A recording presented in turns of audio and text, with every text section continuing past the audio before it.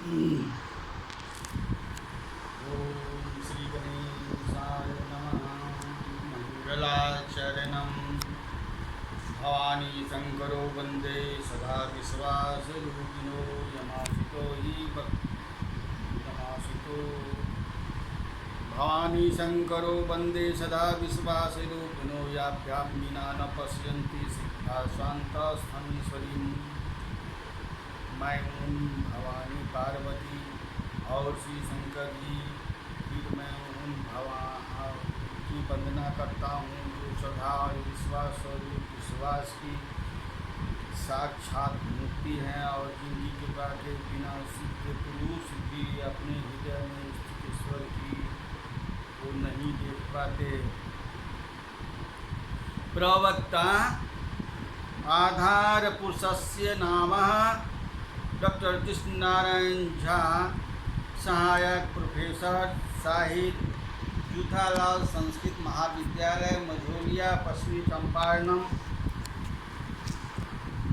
कक्षा यानी वर्ग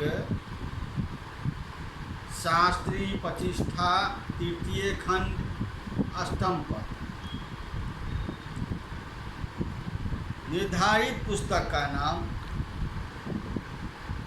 महाकवि कालिदास रचित रघुवंश महाकाव्य के चतुर्दश सर्ग यानी 14वां सर्ग, जो विश्वविद्यालय द्वारा 60 अंक की निर्धारित की गई है। इस पुस्तक से पद व्याख्या 20 अंक के 2 प्रश्न पूछे जाते हैं। श्लोक का अर्थ, हिंदी अनुवाद 10 अंक के 2 प्रश्न पूछे जाते हैं। आज का शीर्षक है रघुवंश महाकाव्यस्य चतुर्दश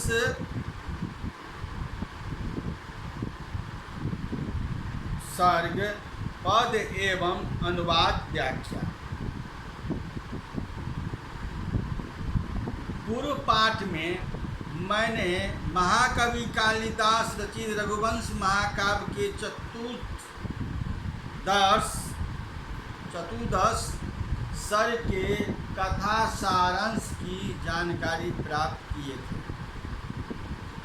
आज चतुर्दश सर्ग के पद व्याख्या एवं हिंदी अनुवाद की जानकारी प्राप्त करेंगे। कालिदास की कृतियाँ 2 महाकाव्य यानी रघुवंश महाकाव्य एवं कुमार संभव हैं। रघुवंश महाकाव्य 19 सर्गों में कवि कालिदास ने इक्ष्वाकु वंश महाप्रतापी राजा दिलीप से लेकर अग्निवर्ण तक 27 राजाओं का आदर्शमय वर्णन किया है। इस महाकाव्य की कथा वाल्मीकि रामायण, महाभारत तथा पद आदि पुराणों में पाई जाती है, पर वाल्मीकि से अधिक क्षमता है। फिर भी वाल्मीकि रामायण और रघुवंश महाकाव्य के वंश क्रम में महान अंतर है। इस महाकाव्य में दिलीप से भगवान राम तक 5 ही पीढ़ी पड़ती है।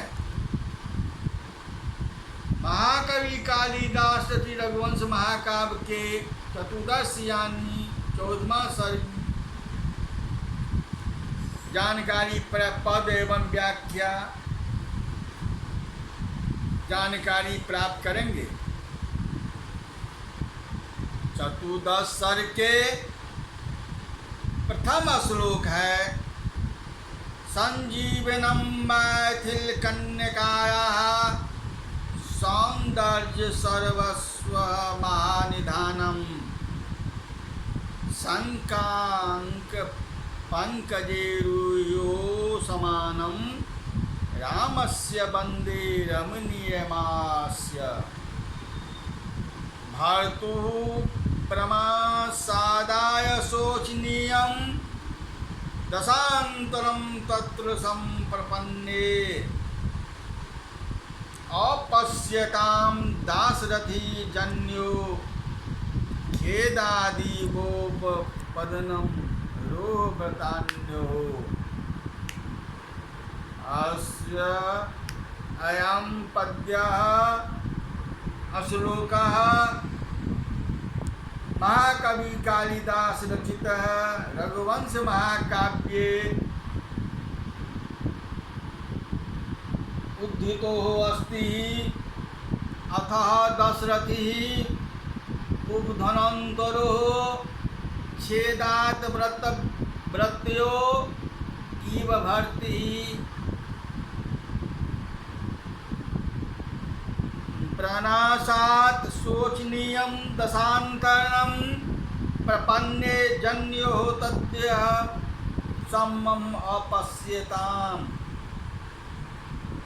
अर्थो पवनाधिक्तासन्तरं दाशरथिः राम लक्ष्मणो उद्धत्तरोहासुरवृक्षस्य उत्पन्न आश्रय इति निपातः तस्य छेदात् व्रतव्यो लतेव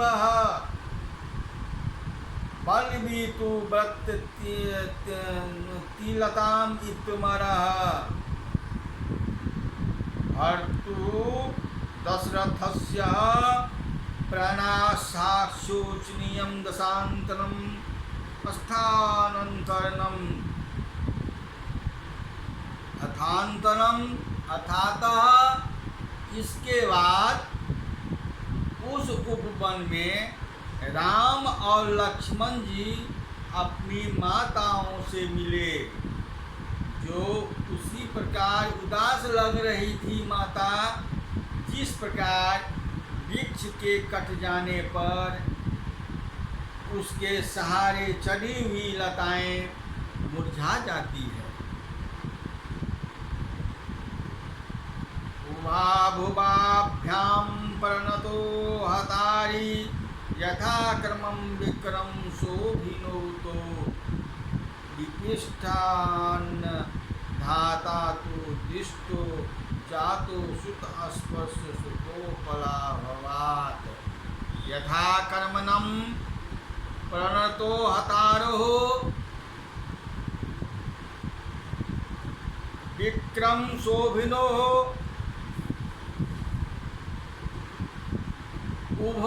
उभाभ्याम् अस्त्राः लङ्कयाः विस्पष्टं न दृष्टो किन्तु सुतस्पर्श सुखोलहात् ज्ञातो यथा कर्मं स्वरस्य मातपूर्वकं प्रणतो नमस्कृतवन्तो हतारी हत शत्रु की विक्रम शोभिनो ताभुवो राम लक्ष्मण भुवाभ्यां मातृभ्याम अस्त्रेषु भी अंतरा हेतुनः अपने शत्रुओं का नाश करने वाले पराक्रमी राम और लक्ष्मण ने बारी बारी से उन दोनों माताओं को प्रणाम किया। अपने पुत्रों को देखते ही दोनों माताओं की आँखों में आंसू छलछलाए, इसलिए वे आँख भर भी नहीं देख सकी। आँखों में आंसू आ जाने के कारण माता ने अपने पुत्रों को नहीं देख सकी। पुत्रों के स्पर्श से सुख प्राप्त होने से उन्हें पहचान ली गई। आनंदज्यः शोक जनश्रुवास्पति प्रोदसीतं शिशिरो विभेद गंगा सरम्बो जलमुष्णतप्तं हिमाद्रि निसंद्यः इवावतीर्णः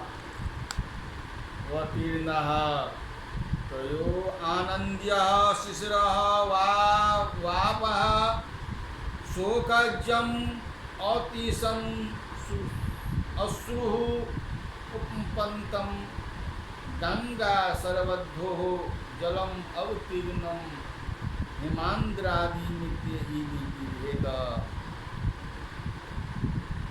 जैसे गर्मी के दिनों में हिमालय का शीतल जल गंगा और सरजू के गर्म जल को ठंडा कर देता है, वैसे ही उन कौशल्या और सुमित्रा दोनों की आंखों से बहे हुए आनंद के शीतल आंसुओं के शोक के उष्ण आंसुओं को ठंडा कर दिया है।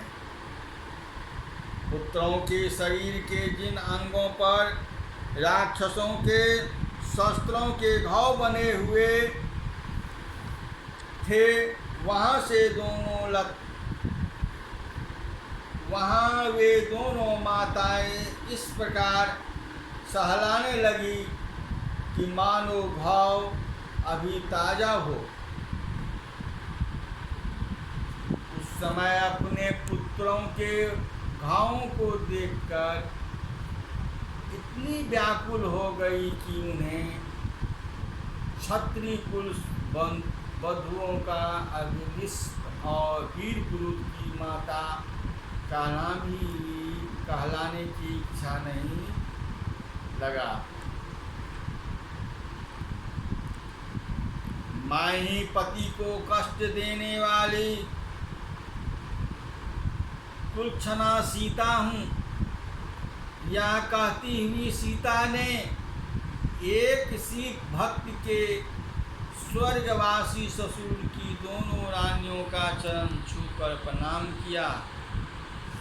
क्लेशवाहा भर्तुलक्षणा अहं सीतते नामः स्वमुदीयन्ति स्वर्ग प्रतिष्ठस्य गुरु महिखास भक्ति भेदेन बधु बंदते। सीते माता सीते यहाँ कौशल्या और कैकेयी को कह रही है कि मैं ही पति को कष्ट देने वाली कुलक्षणा सीता हूँ। यह कहती हुई सीता ने एक सी भक्त से स्वर्गवासी ससुर की दोनों रानियों का चरण छूकर प्रणाम किया। प्रतिष्ठे वत्से ननु सानुजीयसो वृत्तेन भर्तां सूचना तदेवा इक्षु महतीनम इति प्राहां ताम्बो चतुर्प्रियत्वमिथ्याः। ननु हे वत्से, सीते को माता यहाँ सीतो के कहते हैं। हे वत्से, ननु हे वत्से उत्तिष्ठ असो साजुनः भर्तः इव सूचनाः वृत्तेन महत्प्रेक्षुतीर्न इति क्रियाहो तां प्रियमपि अमिथ्या ते उच्यते। ननु वत्से उत्तिष्ठः सो साजुनो भर्ता तदेव सूचनाः वृत्तेन महत् किच्छ दुष्टं तिष्णस्तिष्णजिन्वानः इति रीत्याः हां बन्धु प्रियं मत्मित्थं सत्यं ते स्वसुराः चतुष्टः। उन दोनों माताओं ने स्नेह पूर्वक अपने योग सीता को उठाते हुए प्रिया और सच्ची बात कही। उठो बेटी, तेरे ही पवित्र प्रातिवक्त के कारण प्रभाव से राम और लक्ष्मण इस बड़े संकट से पार हुए हैं। तुम्हारी ही प्रतिव्रता व्रत से राम और लक्ष्मण इस विपत्ति से, संकट से पार हुए हैं। इसके बाद जिस राज्याभिषेक का आरंभ माताओं के हर्ष भर आसनों से भरा हुआ, उनको सुवर्ण के घरों से भरे तीर्थों से लाए हुए जल के राम को नहलाकर बुद्ध मंत्रियों ने पूजा किया। राक्षस और वानरों के नायकों से नदियों, समुद्रों एवं सरोवर से जो जल लाकर दिया, वह अभिषेक समय में राम के सिर पर वैसे ही बरस रहा था जैसे विंध्याचल की शिखर पर बादलों का छाया हुआ जल वर्षा करता रहा है।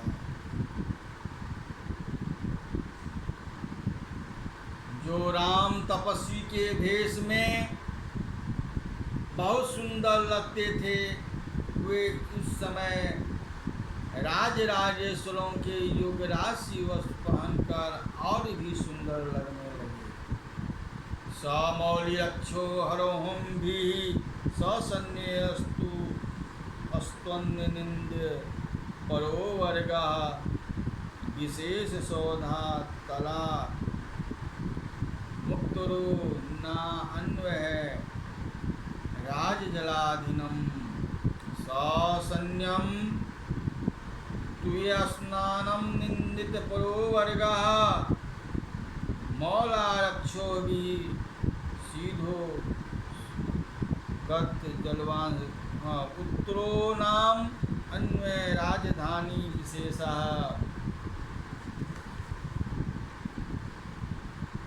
वृद्ध मंत्री राक्षसों और बानरों के साथ राम ने अपनी सेना के साथ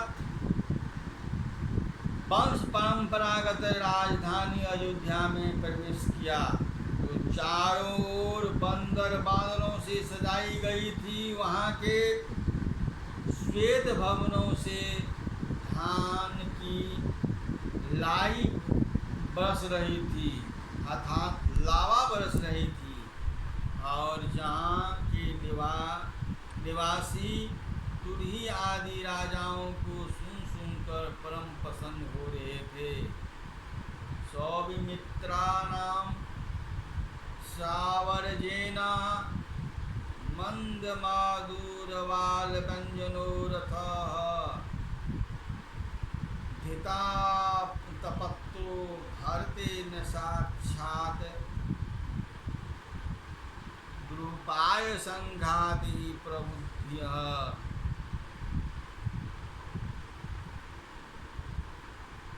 लक्ष्मण और शत्रुघ्न रथ पर बैठे हुए राम पर धीरे धीरे चंवर झुला रहे थे, और भरत अपने हाथ में छत्र लिए हुए थे। इस प्रकार जब राम अपने भाइयों के साथ अयोध्या में प्रवेश किए, तब चारों भाई ऐसे जान पड़ रहे थे मानो साय दाम दंड और भेद के चारों उपाय इकट्ठे हो गए। प्रसादात काल गुरु धूम राजीवस्तन्या पुरो वायुवस्येन भिन्ना बनानि विरतेन रवपूत मेन मुक्ता सुयं भेनीरी भावाभासे। भवनों के ऊपर वायु से चितराया हुआ काला अगर सा धुआं ऐसा लग रहा मानो वन से लौटकर राम ने अयोध्या नगरी का पूरा खोल दिया है। भवनों के झरोखों में दिखाई देने वाली अयोध्या की महिलाओं ने हाथ जोड़कर उन सीता को प्रणाम किया, जो उस समय पालकी में बैठी हुई थी और जिन्हें कौशल्या सुमित्रा के ने सुंदर ढंग से वस्त्र और आभूषणों से सुशोभित कर रहा था। सीता जी के शरीर पर भी जब अमिट कांति वाला अनुराग लगा हुआ था तो अनुसुईया जी ने उनके शरीर में लगा दिया था, जिससे अग्नि के समान प्रकाशमान उनका शरीर ऐसा दिखाई दे रहा था मानो अयोध्या वासियों को सीता की शुद्धता दिखाने के लिए राम ने उन्हें अग्नि में पुनः प्रवेश कराकर शुद्ध कर दिया था। वैश्यमानी रामः परिवहन्ति विश्रान्य संहृदय निंदिषु हृदयः वाष्पायमानो बलिमनिकेतेन लेस्य शेषस्य पितुनिवेशः। अयं श्लोकः रघुवंश महाकाव्ये महाकवि कालिदास विरचिते चतुर्दश सर्ग उदितो अस्ति। अस्य पदम्यः उपमालंकार उदितो अस्ति। अथा सजंतास के आकर राम ने पहले तो सुग्रीव आदि मित्रों को इस प्रकार की सामग्री से सुगंधित भवनों से में ठहरा कर बाद अपने पिता के पूजा घर में गए। वहाँ दशरथ का अकेला चित्र देखकर उनकी आंखों में आंसू का भर आए। राम के आंख में आंसू भर आए कि कई वहाँ उदास होकर बैठी हुई थी। राम ने हाथ जोड़कर उनसे कहा, माँ, तुम्हारे ही पुण्य के प्रताप से हमारे पिताजी अपने उस सत्य से नहीं डिगे जिससे स्वर्ग मिलता है। यदि आप उनसे वरदान न मांगती तो उनकी वरदान देने की प्रतिज्ञा झूठी हो जाती। यह सुनकर के की आत्मग्लानि बढ़ जाती है। वहाँ से राम आकर सुग्रीव और विभीषण आदि मित्रों का अच्छी तरह स्वागत किया है। उन दोनों को यह देखकर बड़ा आश्चर्य हुआ कि हम जो कुछ चाहते हैं वह तत्काल बिना कहे ही मिल जाता है। सभाजनयोपगतांस दिव्यान मुनि पुरस्कृतः तस्वशत्रो सुश्रावतेभ्यः प्रवादिवीर्तं सविक्रमे गौरजं मदाधनम्। सभाजनाय उपगतान् दिव्यान् मुनि पुरस्कृत्य तस्व शत्रो प्रभावादि सविक्रमे गौरम माददानं विरतं तेभ्यः शुश्राव। सह रामः सभाजनाभिः अभिनन्दन्यो गतानि दिवि भवानि मुनिनं गतानि पुरस्कृत्य तस्व शत्रोः रावणस्य प्रभावादि जन्मादिक सविक्रमे गौरवामुत्कर्षवधानं वृतं तेभ्यो मुनिभ्यः शुभश्रुतवान्। तब राम ने उस अगस्त आदि ऋषियों का सत्कार किया जो उन्हें बधाई देने के लिए आए हुए थे। फिर उनसे उन्होंने अपने शत्रु रावण के जन्म से मृत्यु तक यह वृत्तांत सुना। जो उनका गौरव बढ़ाने वाला है। प्रतीपयातेषु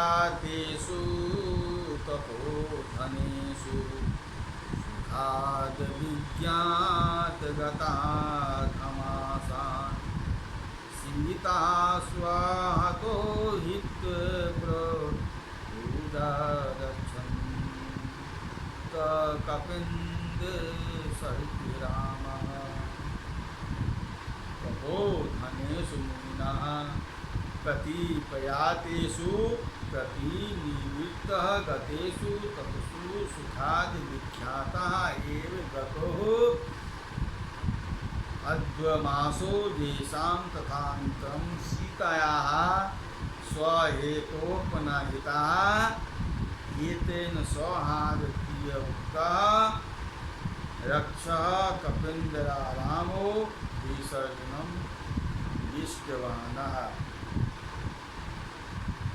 श्लोकस्य भावार्थः तपस्वियों के चले जाने पर राम ने उन राक्षसों और बानरों के राजाओं को विदा किया जो अयोध्या में इतने आनंद से रह रहे थे। उन्हें पता ही नहीं चला कि आधा महीना कब बीत गया। चलते समय सीता जी स्वयं अपने हाथों से सत्कार के लिए सामग्री लाई। राम के उस स्वर के पुष्प के समान पुष्प विमान जो कुबेर के पास जाने की आज्ञा दे दी, जो इच्छा करते ही उनकी सेवा के लिए आ जाया था और जिसे उन्होंने रावण के प्राण के साथ साथ उससे हरण कर लिया था। पितुः विनियोग द्वन्द्वासमेयं निअस्तिज्य रामः प्रतीप्रराज्यं धर्माथ कामेषु समापरेयं यथा तथैव वर्जनेषु वृतं। रामः एवं पितुः नियोगात् अनवासं निस्त्रीयं प्रतिपन्नराज्यः धर्मात् कामेषु यथा तथैवार्तजनेषु क्षमा प्रपद्यते। रामः एवं पितुः नियोगाच्छं सन्नद्वासं निअस्तिञ्जहान्तरं प्रतिपन्नराज्यः प्राप्तराज्यः सन्धर्मात् काममोक्षेषु यथा तथैवान्यजनेषु समावृत्ति प्रपद्यते। इस प्रकार पिता की आज्ञा से वनवास की अवधि बिताकर राम ने अपने पिता का राज पुनः पाया। जिस प्रकार धर्म अर्थ और काम के साथ समान व्यवहार करते थे, उसी प्रकार अपने भाइयों के साथ भी समान प्रेम का व्यवहार करते थे। जिस प्रकार स्वामी कार्तिकेय अपने 6 मुखों के कृतकाओं में 6 स्तनों पीकर समान रूप से प्रेम दिखाते थे, उसी प्रकार राम भी अपनी तीनों माताओं को पर बराबर प्यार करते थे। शास्त्रों में कृतिका नक्षत्र की संख्या 3 है, इसलिए अघानन कार्तिकेय के पीने के लिए 3 कृतिकाओं का 6 स्तनों का होना उचित है। राम निर्लोभ थे, इसलिए उन्होंने राजाओं पर कोई कर नहीं लगाया। फल यह हुआ कि थोड़े दिनों में राजा धनी हो गए। वे कहीं भी विघ्न आने की ही नहीं देते थे, इसलिए सभी लोग प्रसन्नता से यज्ञ आदि क्रियाओं में करने लगे। ये सबको ठीक मार्ग पर चलाते थे, इसलिए सबको इनको पिता के समान मानते थे। विपत्ति पड़ने पर सबको सहायता करते थे, इसलिए वे पुत्रवान भी थे। आज का पाठ्यक्रम समाप्त हुआ।